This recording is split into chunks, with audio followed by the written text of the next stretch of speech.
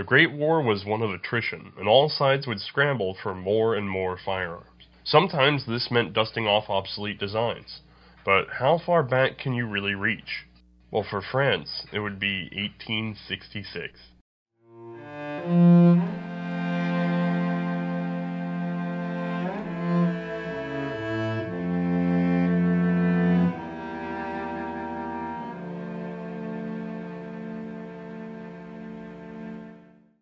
Hi, I'm Othais, and this is not quite in frame. There we go.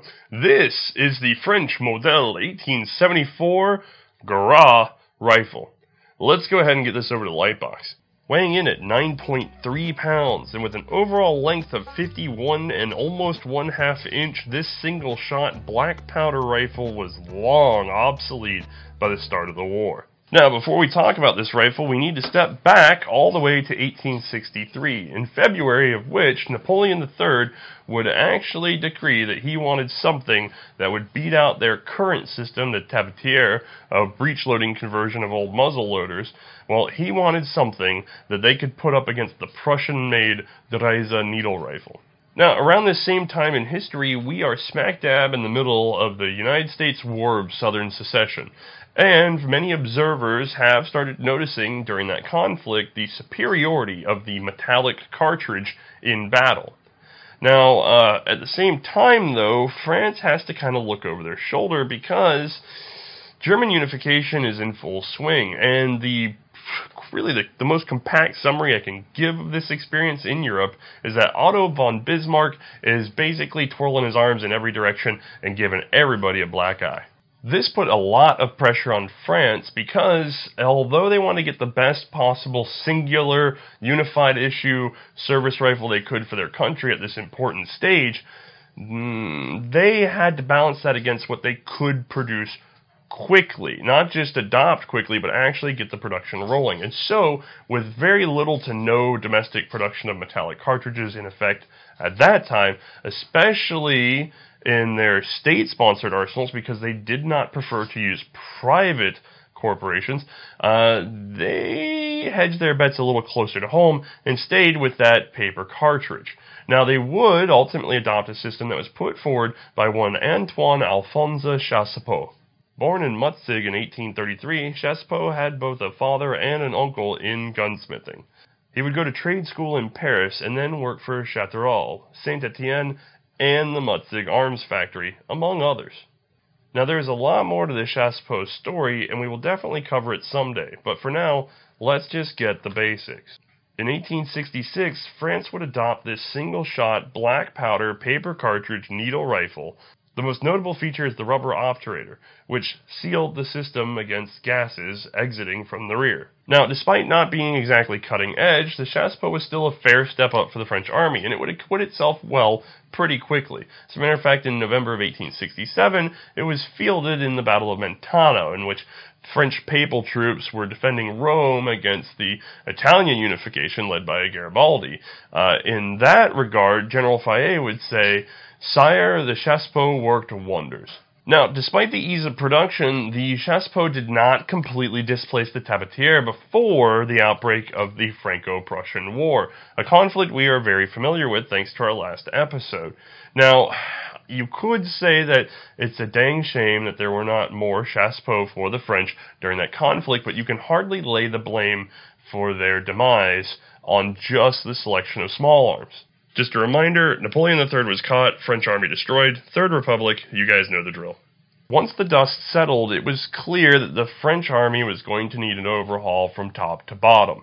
And as part of this, in August of 1871, the Ministry of War would begin an investigation of all the small arms used during the most recent conflict with the Prussians.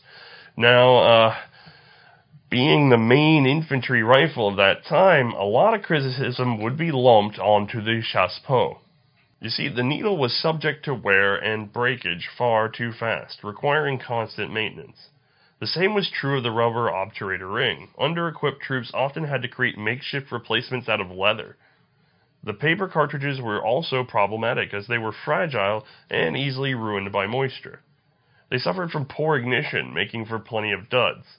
When they did fire, the paper did not always burn completely away, and instead fouled the action. Now, on top of all of that, also in 1871, Germany adopted the excellent Mauser 1871 rifle, so the pressure was on. Well, first things first, that cartridge needed to go. Over time, they would work up a metallic-cased center-fire black powder 11mm replacement. Now, that process would run parallel with the development of a new rifle. During the war, the Remington rolling block had really stood out, but unfortunately, its adoption would mean really overhauling the French system. I mean, they'd have to come up with new factory methods, they'd have to come up with new equipment, they'd have to bring in new machines. This is not something that they're looking forward to. What they'd rather do is find a way to capitalize on what they already had, and especially make use of over 1 million chassepots that were already on hand. I mean, if you think about it, these guns are no more than 6 years old at this point. So, in September of 1873, the Minister of War would put together a committee which featured the directors of the 3 state arsenals plus the Puteaux workshop. These guys would whittle down a number of conversion ideas and new rifles into 2 patterns that really stuck out. And those 2 patterns would be produced in limited numbers, several hundred each, and then fielded with 3 infantry, 1 artillery, and 1 cavalry division for field trials. The first was an adaptation of the Dutch Beaumont bolt system. This would ultimately be rejected because of its complicated manufacture, with no gain on performance or accuracy. The V-shaped mainspring fitted in the bolt handle also made this gun very hard to adapt to turn-down-handled carbines. The action that won the competition was submitted by one Basile Gras. Born in 1836 in Saint-Amand-de-Pélagal, Gras would attend l'École Polytechnique, graduating in 1856. From there, he served in the artillery during the Italian campaign in 1859. He would later be assigned to Toula with the rank of captain. Following the Franco-Prussian War, he would become deputy secretary of the artillery committee and teach musketry at Camp de Chalon. It was in this role that he would submit his idea for a conversion for the chassepot system. Again, turning this thing over to metallic cartridge. So ultimately, we do know that this was the one of the 2 that was accepted, and it was accepted in July 7th of 1874. I will say, though, that it only got picked up by the Army. The Navy would go in a very interesting and different direction. We will actually cover that in a separate episode. The Gras system will be produced by the big 3 French arsenals. And from 1874 to 1884, we're going to see Manufacture d'Armes de Saint-Étienne produce almost 1,500,000 rifles and carbines. We'll also see Manufacture d'Armes de Châteauroux produce some 600,000 rifles, and Manufacture d'Armes de Toula produce 500,000 rifles. So we have the 1874, but don't forget there's still those chassepots out there that need converting. And so that would happen as well. I mean, you're talking about over 1 million rifles available for very little effort. The conversion system required you to replace that bolt system entirely, so the entire chassepot bolt is taken out and a new bolt fitted into place. They're also rebarreled, not really for the diameter of the barrel or anything like that, but because of the differences in the chamber. Now, this could be done one of 2 ways. You could either re-sleeve an existing barrel, which will be marked T for transformed barrel, or you can go ahead and just replace the entire barrel, in which case you get a lovely little N for a new barrel. Now, you can't tell from our example here, but the new 1874s were blued, whereas the old chassepots had been in the white. This guy's seen a little use. Well, the 66-74 conversions would also be blued, bringing them up to a fairly even standard. Ultimately, these guns can be very hard to tell apart. There's some minor differences in receiver shape. I'm sorry to say I don't have an example here today to get into the nitty-gritty, but ultimately, they behave exactly the same way. They have the same strengths and weaknesses. Saint-Étienne would convert just over 1 million chassepot rifles and carbines to the Gras pattern. One final concern for the old model 1866 was the heavy and awkward saber-style bayonet. These would be replaced with the model 1874 Spike, but waste not, want not, they are interchangeable, so converted 1866s could retain their old bayonets. Alright, with all that history wrapped up, let's go ahead and take a closer look at this model 1874. Zooming in, first of all, I will say the receiver and barrel should be blued. This one's obviously aged 100 years and plus. Not as well as some others, but it's enough for us to see what's going on. Anyway, single shot, bolt action rifle, yada yada. You get the drill there, guys. In terms of the actual bolt, we do lock. Let me get my patented plastic pokey hand, guys. We do lock here on the root of that bolt handle, and that is it. That's our only locking surface. This ridge up here contains our extractor that we'll see in a moment, and this ridge right here is what's going to go ahead and guide our cocking piece.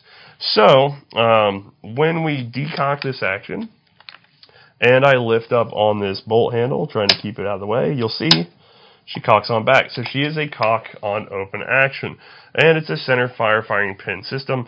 Get there in just a moment. But first, let's scoot on down the full length of this guy. We have a side mount bayonet, cleaning rod, all the usual. Let's bring her back forward to our sights. These are quite unusual. They will flip forward for our battle sight of 350 meters. They will flip back to be adjustable. This is going to range from 400 to 1200 meters. And when we flip them up, we can range from 1400 meters on up to 1800 meters. And this is done through a double ladder system. I don't know if you guys can see how complicated that is. But basically, I can, taking my patent plastic pokey hand, I can either read from the lower notch or the upper notch in order to gauge for volley fire. And therefore, with the lower notch, I would read off the left side of the ladder, and on the upper notch, I'd read off the right side of the ladder. That is a very involved rear sight with a lot of fine adjustment. Anyway, coming back to the bolt, let's go ahead and get it out of the action. Now, there is no special trick to this. The French just included a screw. So we'll take our screwdriver, unscrew, pull this guy away, and now our bolt can come out of the action. Let me set this guy aside, and let's take a look at what we've got. Fairly advanced at this time. We have a separate bolt head. We have a V-spring style extractor set down in there. He's just pinched in. As a matter of fact, he's quite easy to remove. Let me go ahead and start taking this guy down. So there's our bolt head and a little push and wiggle. There's our V-style extractor.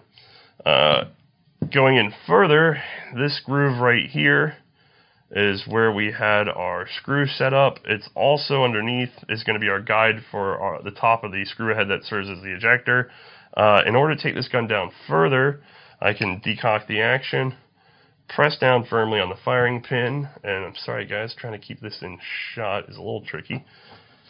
That's going to reveal our T-shaped plug at the top, which I move laterally. There you go. That lets our firing pin out the front with our spring. Then we have our bolt body and our cocking piece. This is a fairly simple setup considering the age. I will say that there's a lot of milling operations in this gun. So in that regard, it is fairly complex. Now, this gun also shows signs of what is known as the 1880 modification. So if I bring back up the action and we take a look, you're going to see a groove milled into the receiver here. I don't know if that's clear enough for you guys. There you go. And you're also going to see a corresponding groove milled into the bottom of the bolt head. This was designed because of failures of ammunition blowing hot gas back in the shooter's face. So this was designed to help vent that gas up and out of the receiver earlier, therefore not going straight for their eyes out the back. Alright, well, with all that covered, I think we can probably, as I get this reassembled, turn it over to an animation so you can more properly see the interior. The Gras is a fantastically simple gun, but it does offer some surprises.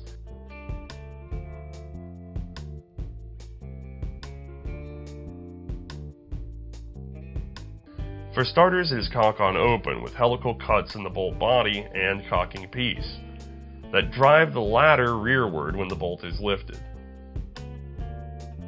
Also, a small cut above the chamber guides the extractor up and over the rim of the cartridge.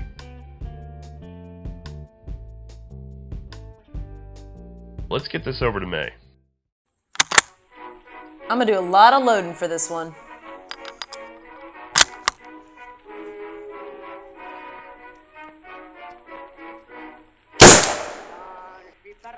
This piece honestly has a weak extractor.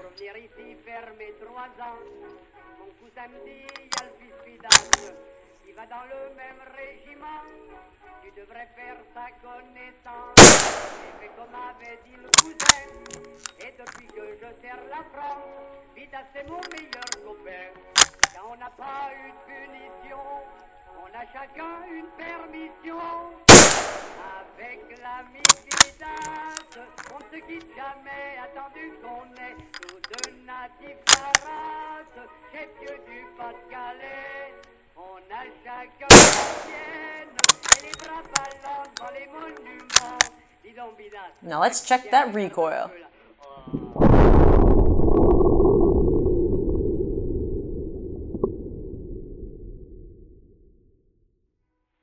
How to do. I forgot to flip the battle sight, but honestly, it looks like I did just fine. Here's that other guy. That seemed like a little bit of a struggle, and it's probably an unfair representation because this is not the best condition Gras out there, but at the same time, these were pushing a fairly old age by the time of the Great War, so 6 of one, half dozen the other. Anyway, the Gras wasn't just a good service rifle. There were also several carbine variations. Now, these were going to be based off of the previous existing Chassepot carbine variations, and we're going to see them again in the Berthier, which is an episode we've already produced, so these should seem pretty familiar. We'll see a Cavalry Carbine, a mounted Gendarmerie Carbine, a Gendarmerie Carbine for people what aren't lucky enough to have horses, and an Artillery Mousqueton. The Gras was also produced by OEWG Steyr and sold to Greece, who would use it all the way through World War I and World War II. It was particularly favored by guerrillas. Now, as we all know, we are moving into the generation of repeating rifles, and so the Gras needed to be updated again. And there were some experiments with magazine systems for this gun. But ultimately, we do know in hindsight from our first episode in this series that the French were going to hit upon something entirely different in the form of smokeless powder. And so they would introduce the 1886 Lebel. That effectively spelled the end of the development cycle for the Gras. And so it would slowly filter into retirement as the Lebel came into the limelight. But it still managed to stay on the front lines until about 1897.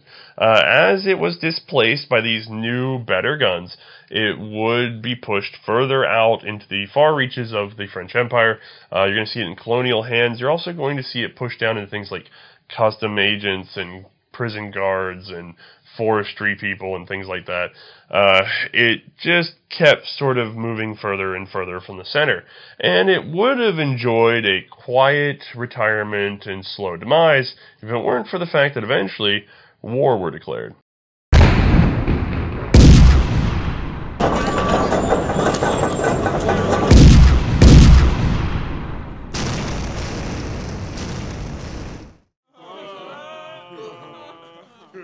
In case you've missed just about every other episode of this show, I will point out once again that World War I quickly became a war of attrition, and so all nations were concerned with getting as many supplies, including small arms, to the front as possible. And as part of that, the Gras was dug right back out. Now, ultimately, most of what was done with this gun was that it was put in the hands of guards and other rear echelon troops in order to free up Lebel and Berthier rifles for the front. But that didn't mean that it didn't make it up there on rare occasion, because I have managed to find a number of photos in which you can catch little sights of the Gras sitting really close to the frontline action for such an old gun. With over 700,000 serviceable Gras still in inventory, this was a great little reserve, and so these things could be given away to Allied powers, which means that you're going to see them in the hands as aid to Russia and Romania, and maybe Greece is going to see some more of these guys since they were already used to them anyway. And you'd also see the French using them for things like igniters for mortars or for signal launchers. These were a great thing to have sitting on the sideline, ready to go for a number of uses that you didn't really want to turn your best rifles to. But that's not all. These guns would enjoy a whole new, fresh life in World War I, thanks to this. which is the Fusils Modell 1874, Modification 80, and again another Modification 14. This is an 8mm Lebel Gras. Now weighing in at just 9.5 pounds and still 51.4 inches long, this is a hefty piece of work. While it does now chamber that 8mm Lebel cartridge, it is still a single-shot gun. You see, while it was nice to have the Gras available, the French really didn't feel like making a bunch of 11mm rifle cartridges all over again in the midst of this battle, and really they didn't want to divert those resources away from their regular rifles and ammunition. Plus, logistically, you don't want to add that back into the system. So, 8mm was the way to go. Now, when they first considered making these rifles, they would honestly try to go ahead and make them magazine loaders. They would experiment with the Berthier's 3-shot clip. Unfortunately, remember this is a bolt handle locking rifle. That means that our locking is at the rear of the receiver, and if we mill away the underside, and we've already cut out the right side, and we've already cut out the upper side, that means there's only one side of the receiver left to bear all of that, and it's opposite the locking section. That means you're going to get a lot of stretching, a lot of cracking, and it's really not going to work out very well. So this would have to remain a single-shot rifle. But let's go ahead and zoom in on this one and get a closer look at what went into making a Gras into a smokeless powder rifle. Alright, now as you can see, this is more indicative of that proper bluing. Let's get the patented plastic pokey hand. The bolt is not going to look any different. As a matter of fact, because the 8mm Lebel was based off of the 11mm Gras in terms of the base cartridge, remember from our first episode we talked about how problematic that was for autoloaders and things like that, but it worked out really well in this case because there really wasn't any changes necessary to the bolt itself or to the receiver. Instead, all we had to do was go ahead and rebarrel these guys right from the start. So the big changes will be the addition of an 8mm barrel, and as you can kind of see right here, let me get where I can balance this guy. There's that edge right there. What they did is they went ahead and cut off, ooh, good lord guys, there we go, they went ahead and cut off the front of the old barrel and then reamed out the interior and reamed down the diameter of the new barrel, shoved it right over. Now what that does is you get to keep your old front sight and you have compatibility with your old bayonets, and it's quick and easy to do, and again it fits your old front band. That just brings everything up to a fit, minimum fuss. Alright, if we roll this back, we've got a new handguard. That's just a little help with that extra heat on firing, although with a single shot rifle I don't think you're going to get through too many rounds all at once. We have a sort of Lebel / Berthier style rear sight that's been updated for the Ball D cartridge. This is a little lower profile, a little shallower notched. Again, it's the same sort of setup where we fold forward for our battle sight. We then have an adjustable from, I believe, 400 to 800 on the incremental slide. So if I had it right there, I'd be for 800. Then, popping her up, we have our volley sight that cranks up to a very, very optimistic 2,300 meters. Alright, otherwise, not a lot of changes to this gun. Just the new barrel, just the new sight, just the new handguard, and refitting the old front end. But while I have this one here, it has a very clear marking that I'd like to go ahead and explain. That's indicative of all Gras rifles. If you can see this little red plug here, there's a big old rumor in the U.S. that this somehow contains holy water, but that's not really France's thing, especially by the time we get into the republics. Instead, this boxwood plug is a harder wood plug that has a sort of French Army property mark. That means that this is a military rifle versus a civilian one. It's as simple as that. Alright, with all that covered, good lord, we can go ahead and get this gun over to Mae as well. Once more, same as before.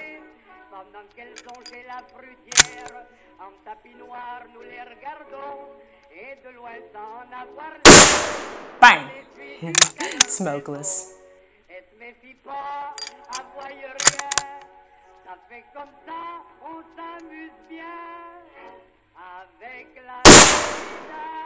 This one extracts much better.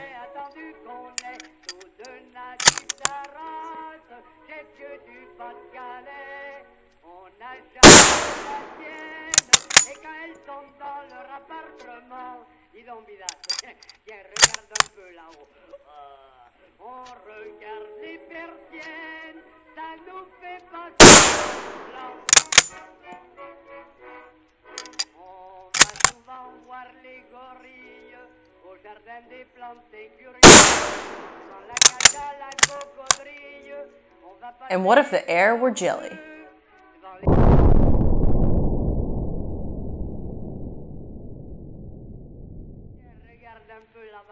All right, let's see that target. Okay. Okay, Othais, your turn. That looked like it went a lot smoother, and it probably had more to do with the condition of the gun than it did the actual ammunition. Anyway, these guns would be produced from November of 1914 through October of 1915, and I should say that roughly 150,000 were completed. Now, they weren't just done from the 74 to the 14 like this one here. Also, those old 1866s would still receive that same treatment. So you can see a marquee as long as Modell 1866-74 M80 M14. That's fairly impressive. Now, just like the Gras 1874, these 14s still weren't meant for frontline duty, and would stay back in the hands of guards and things like that. Most notably, they were recognized for their use with the Garde de Voie de Communication. These guys were established to protect vital military lines of communication, initially rails and canalways, but they would expand to telegraph and telephone networks. They were originally staffed by those too young or too old to serve at the front, but the young guys, and even some of the old, would be dragged into the fighting. Their primary duty was to watch out for saboteurs and spies, but much of their work ended up being checkpoints and reporting damaged lines. Now, I admit this is a lackluster service life for something as interesting as this 8mm conversion, but if you think about it, 150,000 more rifles on the rear means 150,000 more rifles on the front, better rifles on the front. So it's incredibly important in a war of attrition, and it's just fascinating to talk about. Alright, now, this is not the last version of this gun, and as a matter of fact, it wasn't even tossed out after the war because we are going to see some marked for Ball N. That means on into the 30s, which is impressive. The other version, though, was a heavy barrel. At least two have been noted. And when I say heavy barrel, I mean a gigantic bull barrel. And it was fitted with these amazing long-range target sights. I wish I had a photo for you guys. But I don't really have an explanation for what this gun was for. It probably was used for some sort of ammo testing. But it's kind of fun to imagine that somebody would come up with a single-shot Gras sniper rifle with target sights. That would have been just fascinating. Although, again, I really don't think so. Turning back to that 11mm cartridge, I did say earlier that the French weren't that into producing it. Well, they didn't want to make it much for rifles. They were, however, using it for machine guns. Both France and Britain would work up aerial machine guns using the 11mm Gras cartridge as a base. That was because it worked well with incendiary ammunition, the sort best used against German Zeppelins. But we'll cover that more in future episodes. For his rifle design, Antoine Alphonse Chassepoix would receive the Legion of Honor with the rank of Knight. He would serve as an arms inspector until his retirement and would pass away in 1905. Basile Gras would also serve as an inspector and remain active in the Model 1886's development. In 1891, he would rise to brigadier general and continue his roles as inspector of artillery and chairman of the artillery committee. He would pass away in 1901. Well, with the history all squared away, let's go ahead and get this thing into Mae's hands one last time and talk to her about her experience shooting the Gras. Alright, we've made room for Mae, who has become an expert in single-shot rifles of the Great War now. Let's get her opinion, though, on the Gras, both in the 1874 variety and in the 1914 conversion. We'll get to this in a moment. So why don't you start us off with the ergonomics? So ergonomics for these guns weren't really that different, so I'm just going to talk about this one. Now, it's long and it's heavy, and it was much more awkward than what I was anticipating. The stock is fatter, so it kind of felt like I was having to always constantly having to get a better grip on it. Like I just didn't quite have a big enough hand to really get my hand wrapped around it.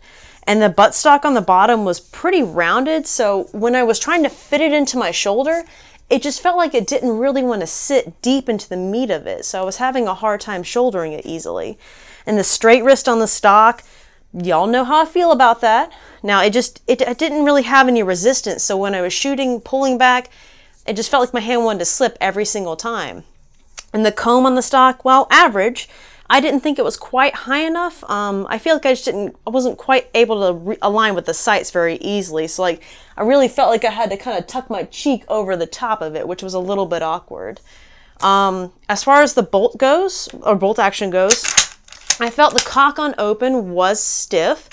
Action itself was smoother than what I was expecting. However, it did want to stick every once in a while, but it was still much better than what I was anticipating.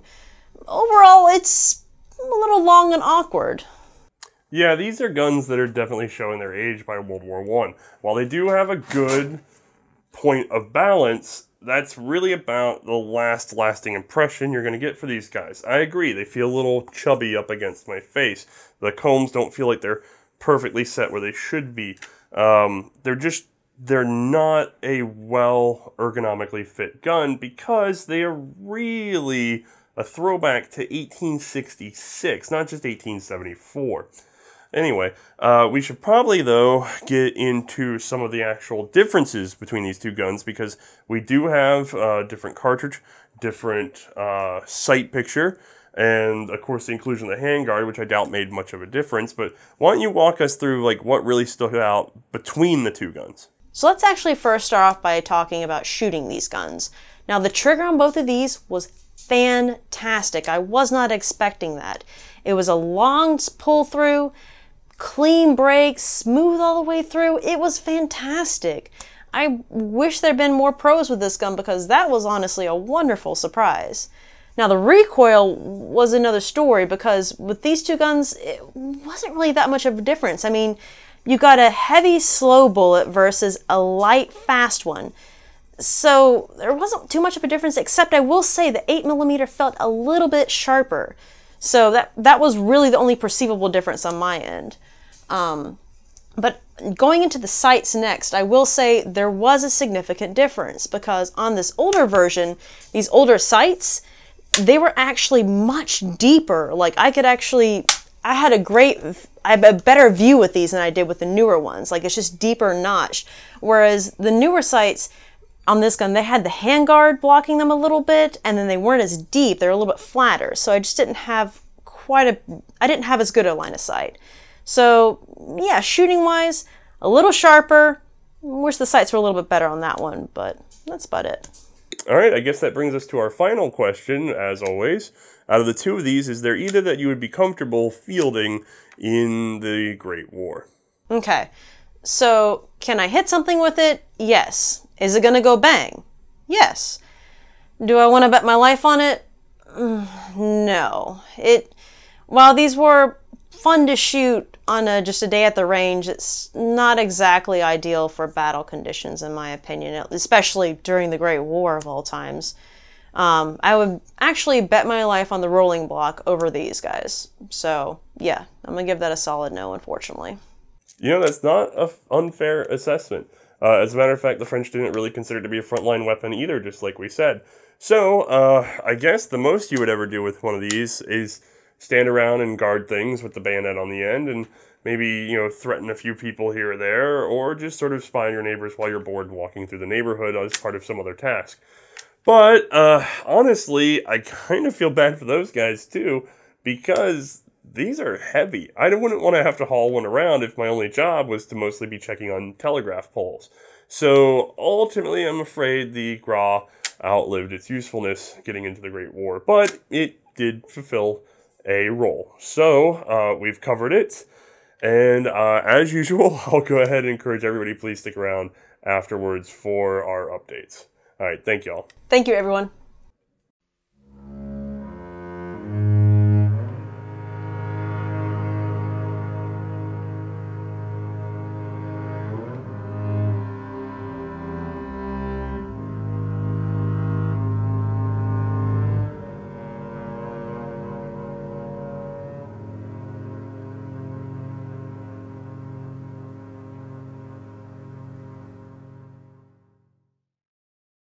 Alright, this update's going to be a little brief. First of all, I'll apologize for the sound quality. As you can tell, I had a cold. I was going to try to wait a couple extra days to film this one, but then a hurricane rolled through. Anyway, we did some preventative work. We went ahead and moved the collection out. It is now moved back, but I have to sort of sort everything and get it all back on the walls, so a lot of work ahead of us. I do want to say special thanks, yet again, to Patreon supporters, because the only reason we were adaptable enough to do this is because we had the funds to just sort of go up and down the road and protect the collection. So, it's very, very much appreciated. There's more in the works, guys, but now's not the time. I'm honestly scattered. So, thanks for watching. I'll catch you later.